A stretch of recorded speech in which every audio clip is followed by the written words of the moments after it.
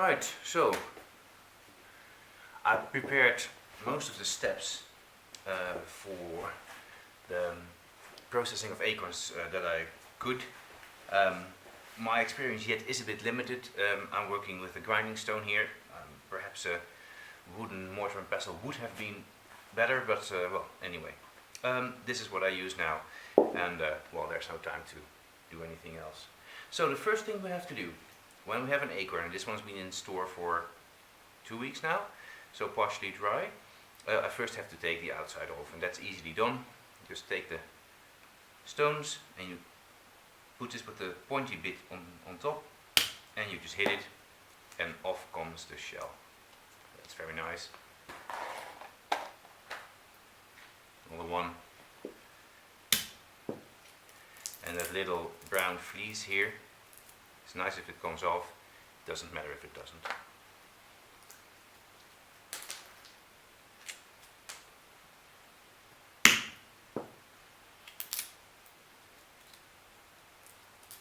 Usually I take the shells off with my teeth, not to be very paleo or anything, but just because peeling with the nails, if they're stuck a bit, after a while it hurts under the nails.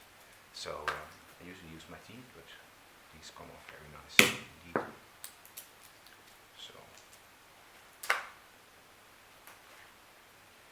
So we can do this for a while until we have enough. Ah, there's a bad one. You see, it's become bad in storage. Little animal there. And throw that out. It must come completely bad too. I don't want this on my cloth because it'll mix with the flour that I'll be making. Right, so I think you got the idea. Here's an acorn, shelled and ready, and that has to be cut up small to dry. So I'm putting it just simply here, hit it with my rock, and it becomes a kind of a cookie, almost, you could say. And this I put out to dry, and once it's dry, it becomes a bit like this. So this is what you get, dried stuff. And that needs to be ground small. So here is something that I've been grinding a little bit, just once over the grindstone, and this I can continue to process. But I'll start with this first. So I take a handful of the dried acorn bits and grind that on my stone.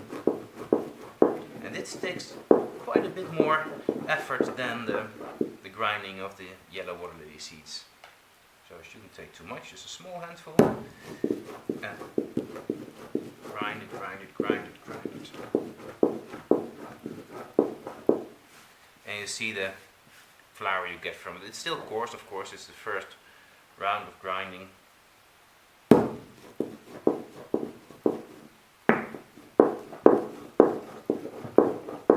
And there's the acorn smell again. It's pretty familiar to me by now.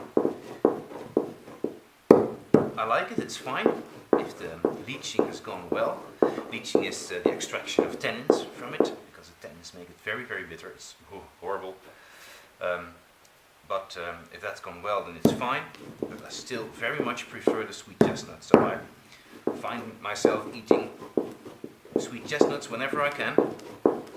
And only adding acorn for the necessary changes, or when I don't have any sweet chestnuts processed, and they're far more easily processed because they just have to be boiled or roasted or anything, and you can immediately eat them.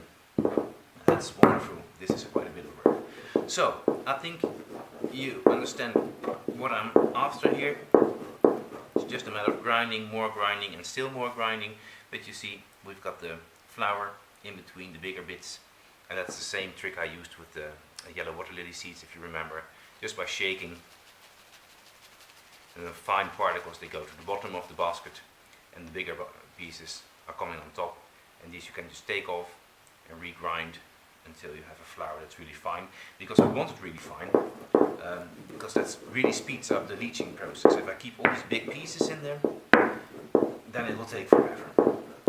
So I'm going to stop the camera now, continue grinding, and once I've got enough, then I'll put it back on for the next step, the leaching. And that'll be interesting. That's in the sand bath that I mentioned in one of the earlier videos. Okay, be back in a second.